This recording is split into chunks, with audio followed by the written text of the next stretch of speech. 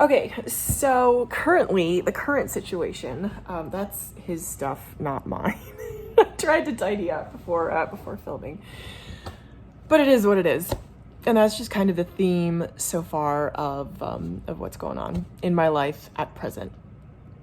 So I am currently moving between my mom's house in New Jersey and my husband's place in Manhattan. He owns a co-op in the Upper West Side, and it's gorgeous. It's amazing. It's also New York City, Manhattan real estate, so it's compact. I mean, it's amazing. There's a view of it's on the 10th floor. There's a view of the park. So it's just really, really nice, and it's a lovely place to be, and I absolutely adore being with him in this space. That said, it is very expensive, and for the moment, the way that we're choosing to handle our finances as a married couple is he pays his bills and I pay my bills. We are in the process of opening up a joint account once I get my name changed. We'll be able to do that because some of my relatives very, very kindly gifted us, gave us gifts that we can't deposit until I change my name. So I'm in the process of doing that. We'll open a joint account together, and that's how we'll begin to build assets together. So that's the plan. Right now, it's kind of difficult because I'm still working full-time, he's working, and I'm kind of going back and forth between New Jersey and Manhattan. The goal is still financial independence, and that's where we are both headed. We are both on the same page as far as financial independence goes. So that said, we have different ideas sometimes about how to get there, but that's just the case in any relationship with any human beings, right? So we're both working toward financial independence. That said, so the reason why this is so expensive is because, number one, it's Manhattan. There are very few more expensive places on the planet to live and to exist. So things are just very expensive. And someone left a comment, it was so kind, on my last video about why will marriage help or hurt my financial independence goals? They're like, oh, 2 incomes, you'll drive less, you'll spend less eating out, and you only have housing expenses for 1. And I'm like, we're maintaining 2 spaces. He doesn't own a car, but I've never driven more in my life, and eating out is probably the one area where he spends. So that he's very, very frugal, very, he doesn't spend a lot. I spend strategically. I'm kind of on the line between saving and spending. I'm probably more of a spender than a saver, the spender nerd. So I wish immediately this were a way to save money. It's not cheap because, again, I'm going back and forth between New Jersey and Manhattan, and we're also driving down to Delaware to visit his family, which I love, and eventually I would love to be in Delaware. So that's kind of the long-term plan. So that said, that's why the expenses are mounting up. It's just, given this life, I mean, that's my thorn is eating out, but it certainly is as far as food costs go.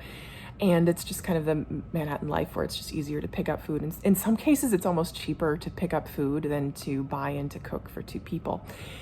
So moving on to things I am doing to save money and kind of be strategic about spending. It's not easy because, the number one area, and I know this from my own work and my hobby in financial independence, personal finance, I know that the 3 areas that people spend money the most are housing, transportation, and food. And food is definitely the one where I thought that I could immediately affect some change. Not the case.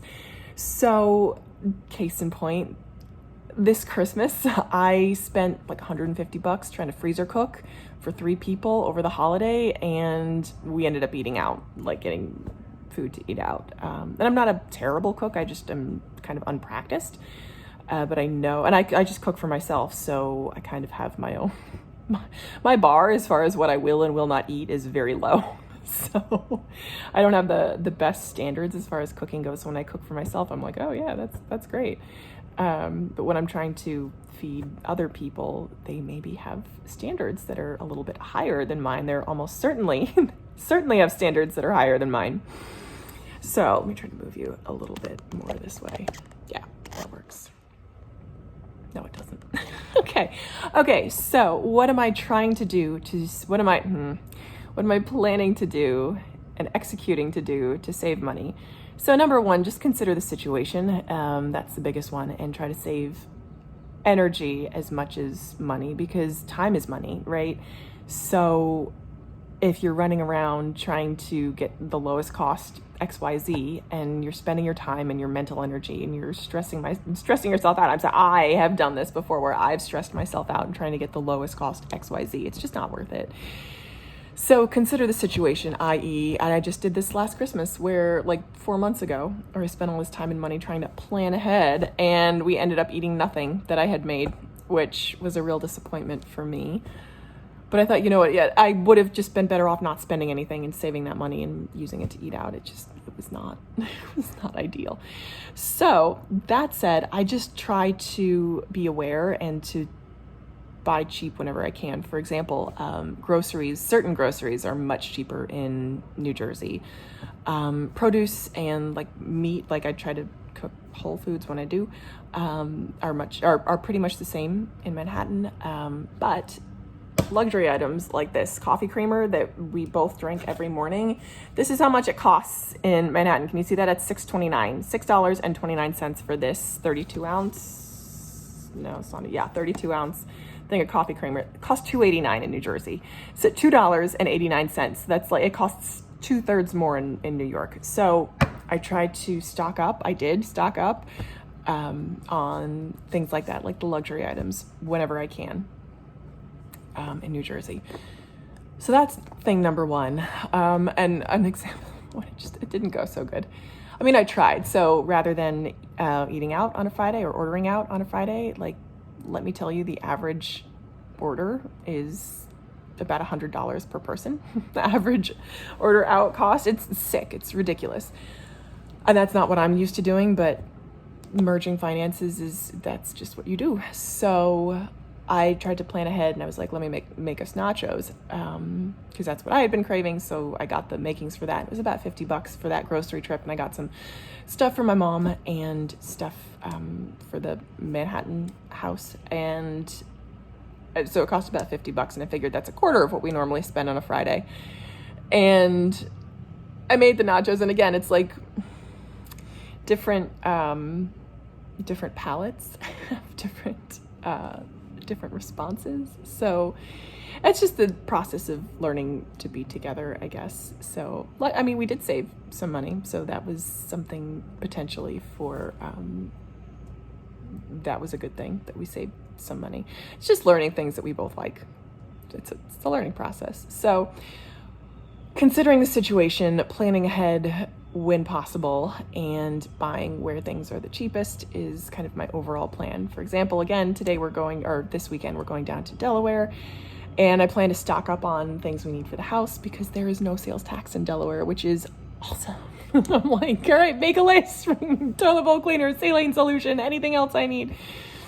So that's the other thing that I'm planning to do to save money where possible during this time. So that's just kind of an update on what's going on as far as finances go.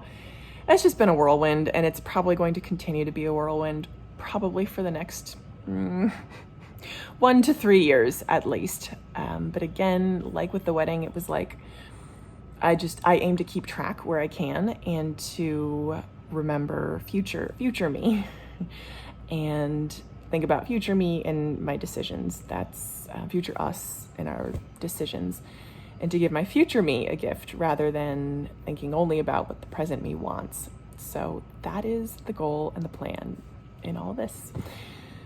So thank you so much for watching. If you have any questions, let me know. I love to see your comments. It's a thrill to interact with you. And as always, I thank you for watching, and I hope that you'll keep watching.